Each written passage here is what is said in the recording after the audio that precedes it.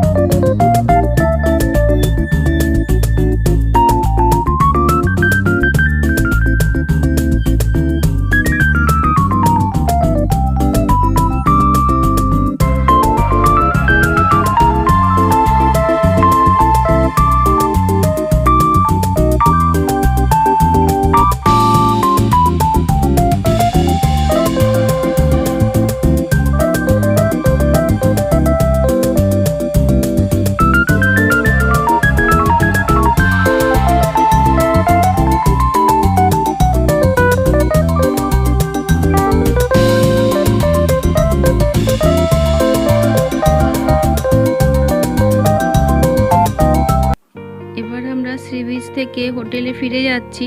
তো যাওয়ার পথে ভারত সেবাশ্রম সংঘটা পড়ে, তো দেখলাম ওখানে আরতি হচ্ছে।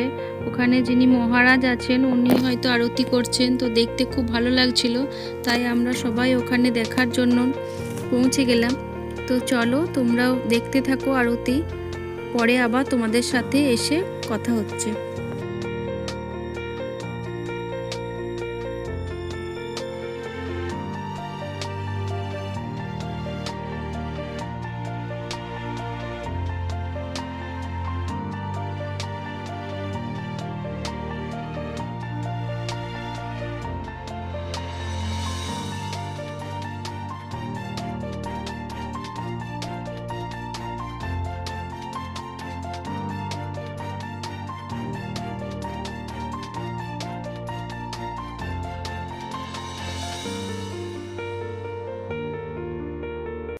এবার দেখো আমি ছাদে চলে এসেছি জামা কাপড় তুলতে, কারণ বিকালে তোলার সময় হয়নি। আমরা সবাই মিলে জগন্নাথ মন্দিরে গিয়েছিলাম ধ্বজা বাঁধা দেখতে, তো ওই জন্য জামা কাপড়গুলো তোলা হয়নি, সন্ধে হয়ে গেছে, ওই জন্য ছাদে এসে জামা কাপড়গুলো তুলে নিই।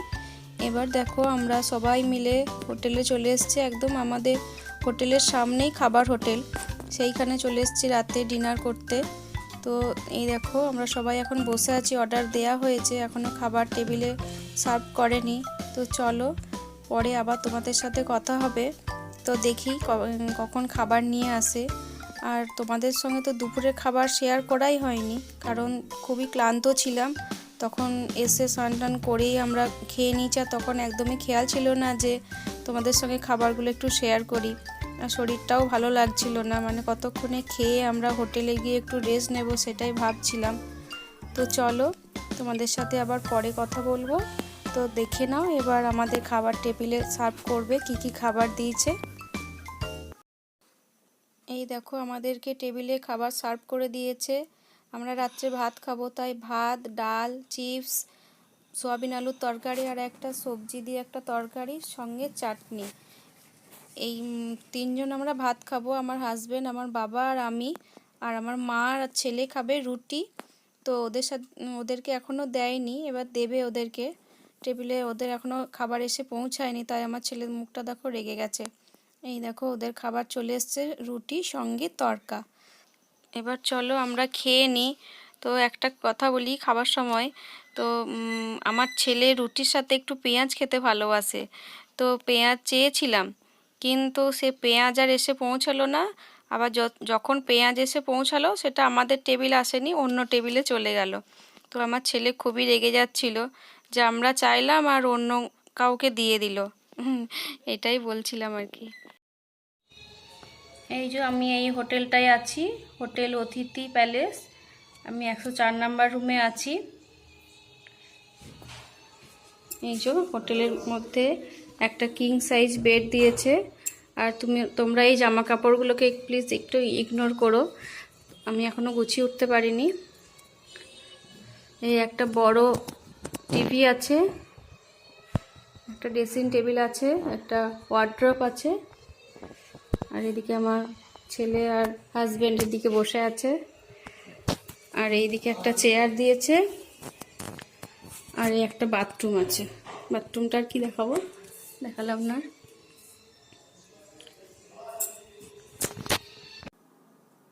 এই একই রকমই রুম মা বাবার জন্যেও নেওয়া হয়েছে।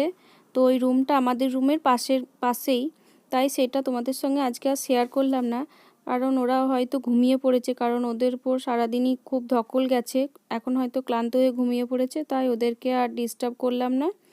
তো এই একই রকমই রুম, সেটাই আমাদেরকে রুমটা যেরকম দিয়েছে সেই রকমই। তো আজকের ভিডিওটা আমি এখানেই শেষ করছি। তো আবার তোমাদের সাথে কালকে আবার নতুন একটা ভিডিও নিয়ে চলে আসবো। কালকে আমরা জগন্নাথের পুজো দিতে যাব, তো সকাল থেকে আবার ভিডিও আশা করছি ব্লগটা করার চেষ্টা করব। তো আজকের মতো টাটা, পরে কথা হবে, গুড নাইট, আজকে এই পর্যন্তই।